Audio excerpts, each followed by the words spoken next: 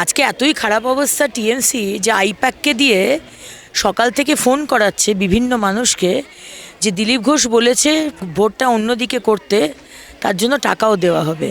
কি দুরবস্থা বলুন।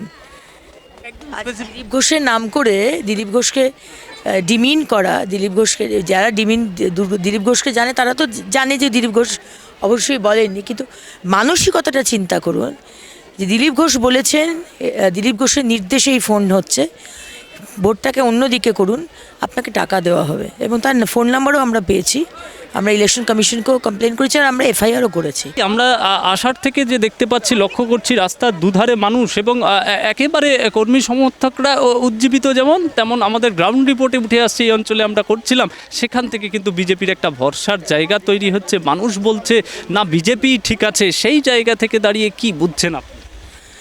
দেখুন, 1.5 মাস ধরে মাটি কামড়ে পড়ে আছি, 1.5 মাসের ওপর, এবং নিচ থেকে যেটা আপনি বললেন মানুষের যে মানে কথা বা ভরসার জায়গাটা, সেটা মাননীয় প্রধানমন্ত্রী নরেন্দ্র মোদীজি, মমতা ব্যানার্জি কিছু দিতে পারেননি, দেননি, কোনো রকম কেন্দ্র প্রকল্পের সুবিধা তারা পায়নি, বরঞ্চ তারা অত্যাচারিত হয়েছে, অপমানিত হয়েছে। জল নিয়ে হাহাকার, দূষণ, বাড়ি পায়নি, কর্মসংস্থান নেই, রাস্তা নেই, নিকাশির ব্যবস্থা নেই, খুব খারাপ অবস্থায় মানুষ রয়েছে। মমতা ব্যানার্জি এক্ষেত্রে বলতে ছাড়েননি, একেবারে বলছেন যে 1000 টাকার যে দেওয়ার যে প্রস্তাব লক্ষ্মীর ভাণ্ডার, এবং তার সঙ্গে কার্তিক মহারাজকে উনি আক্রমণ করেছে। শুধু তাই নয়, যেটা ভারত সেবাশ্রম সংঘ একদম গেরুয়া 126 বছরের পুরনো সংস্থা, সেইখানেও কিন্তু আক্রমণ করে। ওনার আসলে মাথা কাজ করছে না, কারণ উনি বুঝতে পারছেন যে ওনার পায়ের তলা থেকে মাটি ক্রমশ সরে যাচ্ছে, এবং মাথা কাজ না করলে মানে যেটা হয় আর কি, মানুষ বুঝতে পারেন না যে কোনটা ঠিক আর কোনটা ভুল। আজকে রামকৃষ্ণ মিশন, ভারত সেবাশ্রম, ইস্কনকে উনি আক্রমণ করছেন, যাদের আমরা অনুগামী এবং যাদের ছবি আমাদের ঠাকুর ঘরে থাকে। উনি হিন্দু বাঙালি ভোট কি ওনার দরকার নেই?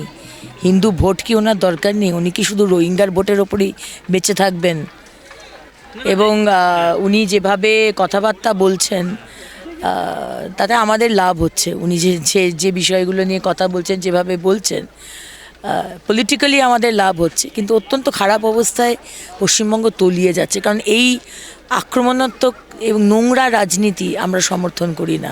আজকেই তো দেখলাম যে একদম দেবের বিরুদ্ধে যে অভিযোগ উঠে আসলো, যে এনামুলের থেকে যে টাকা নেওয়ার বিষয়টা, একেবারে শুভেন্দু অধিকারী পরিষ্কার বলেও ছিলেন যে 23 তারিখ একটা বোমা ফাটাবেন। এটা কি মানে এক সাংসদের তৃণমূলের পক্ষ থেকে যেটাই কালিমালিপ্ত করা হয়, এই কালিমালিপ্ত করা হচ্ছে কি? দেখুন, দেব যদি টাকা না নিয়ে থাকে তাহলে দেবের প্রতিবাদ করা উচিত। দেব তো প্রতিবাদ করছে না, কারণ তার প্রমাণ, আমাদের এলওপির প্রমাণ ছাড়া কথা বলেন না। তো প্রমাণ নিশ্চয়ই তার হাতে আছে বলেই উনি বলছেন। এবং একজন সাংসদ একটি গরুর চোর, একটি স্মাগলার, একটি মাফিয়ার কাছ থেকে যদি কোটি কোটি টাকা নিয়ে সিনেমা প্রডিউস করে, তাহলে আমাদের নীতি আদর্শ কোথায় গেল? না, যেমনটা দেখলাম আমরা, মিঠুন চক্রবর্তী আপনার সঙ্গে রোড শোয়ে যাচ্ছে, উল্টো দিক থেকে শোনা যাচ্ছে বোতল ছুঁড়তে মানা করা হচ্ছে। এই যে বোতল ছুঁড়ে, এই যে কারা রাস্তার দুধারে, ঠিক মিঠুন চক্রবর্তী, টিএমসির যুব যারা আছে নেতা, তারা ছুটছে। এবং আগের দিন মমতা ব্যানার্জি ওইখানেই র্যালি করেছেন, 700-র বেশি লোক ছিল না, 5000 পুলিশ ছিল। আর আমাদের হাজারে হাজারে লোক, একটাও পুলিশ নেই। রাগ তো হবেই, এটা তো দেখছেন মমতা ব্যানার্জি, এখানকার পুলিশ তো দেখছে, এখানকার নেতারা তো দেখছে। তাই কি হয়, আমি যদি ওটা জিনিসটা না পাই তাহলে আমি ওটাকে নষ্ট করে দেওয়ার চেষ্টা করব, তাই করছে। হঠাৎ গলি থেকে পাথর আর বোতল ছুটতে শুরু করে দিল।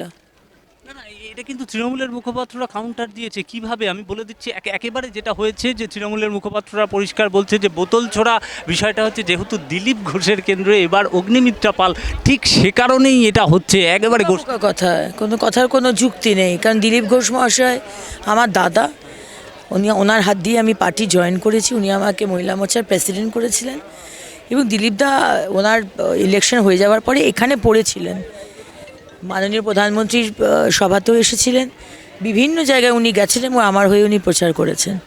আজকে এতই খারাপ অবস্থা টিএমসি যে আইপ্যাককে দিয়ে সকাল থেকে ফোন করাচ্ছে বিভিন্ন মানুষকে যে দিলীপ ঘোষ বলেছে ভোটটা অন্যদিকে করতে, তার জন্য টাকাও দেওয়া হবে। কি দুরবস্থা বলুন। দিলীপ ঘোষের নাম করে দিলীপ ঘোষকে ডিমিন করা দিলীপ ঘোষকে, যারা দিলীপ ঘোষকে জানে তারা তো জানে যে দিলীপ ঘোষ অবশ্যই বলেননি, কিন্তু মানসিকতাটা চিন্তা করুন যে দিলীপ ঘোষ বলেছেন, দিলীপ ঘোষের নির্দেশেই ফোন হচ্ছে, ভোটটাকে অন্যদিকে করুন, আপনাকে টাকা দেওয়া হবে, এবং তার ফোন নাম্বারও আমরা পেয়েছি, আমরা ইলেকশন কমিশনকেও কমপ্লেন করেছি আর আমরা এফআইআরও করেছি। একদম স্পেসিফিকভাবে শেষ করব, যে প্রসঙ্গটা দিয়ে শেষ করব, জুন মালিয়া আপনার বিপক্ষে রয়েছে তৃণমূলের, আর এইবার দিলীপ ঘোষের বদলে আপনি এই কেন্দ্রের জন্য এক তো তৃণমূল আপনার প্রতিদ্বন্দ্বী, দ্বিতীয়ত এই মেদিনীপুর লোকসভার মানুষ যদি আপনাকে চয়ন করে, আপনি ঠিক কি পদক্ষেপ নেবেন? দেখুন, অনেকগুলো কাজ করার আছে। একটা হচ্ছে যে কাঁকসা ব্রিজ যেটা ছিল, সে অনেক দিন ধরে মমতা ব্যানার্জি বলেছিলেন করবেন, করে দেননি, কোনো প্রতিশ্রুতি উনি রাখেননি। একটা হাসপাতালে খুব দরকার, আমার ইচ্ছে থাকবে এটা এইমস যদি আনা যায়, কারণ এখানকার সমস্ত মানুষ চিকিৎসার জন্য উড়িষ্যা চলে যায়। পশ্চিমবঙ্গে এখানে যারা চিকিৎসা করাতে পারে না তারা উড়িষ্যা গিয়ে চিকিৎসা, যেখানে জিজ্ঞেস করুন এত লোক তো দাঁড়িয়ে রয়েছে, একই কথা বলবে। খড়গপুরে দাঁড়িয়ে আজকে এই র্যালি, আমার শেষ র্যালি, এখানে মানুষ দূষণে ভুগছে।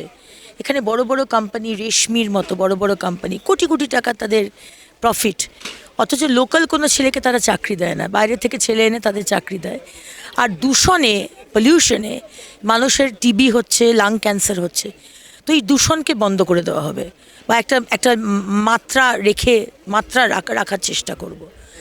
এখানে জলের বিরাট সমস্যা, তো জলের সমস্যা মেটানোর চেষ্টা করতে হবে। আর তাছাড়া তো রয়েছে, বাড়ি পায়নি, শৌচালয় পায়নি, রাস্তা নেই, আইআইটি যে হাসপাতাল, ওপিডি শুরু হয়েছে কিন্তু ইনডোর এখনও শুরু হয়নি। সো আউটডোরটা শুরু হওয়ার সাথে সাথে ইনডোরটাকেও শুরু করতে হবে।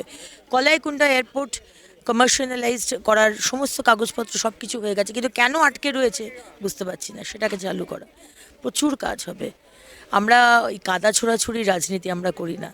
মাননীয় প্রধানমন্ত্রী আমাদের শিখিয়েছেন মানুষের পাশে দাঁড়িয়ে মানুষের জন্য কাজ করা। আমরা ডেভেলপমেন্টের কাজ করব, উন্নয়নের কাজ করব। গয়না বড়ি, পান, সাবুর পাঁপড় আমরা সারা ভারতবর্ষে আমরা সাপ্লাই করব এই মেদিনীপুর থেকে। দেখতে থাকুন। একদম তাই। তৃণমূলকে পেছনে ফেলে, জুন মালিয়াকে পেছনে ফেলে জেতার ব্যাপারে কত? জুন মালিয়া কেউ নয়, জুন মালিয়া আমার প্রতিপক্ষ নয়। আমার প্রতিপক্ষ টিএমসি, আমার প্রতিপক্ষ মমতা ব্যানার্জি। এটার ব্যাপারে কত? 200%।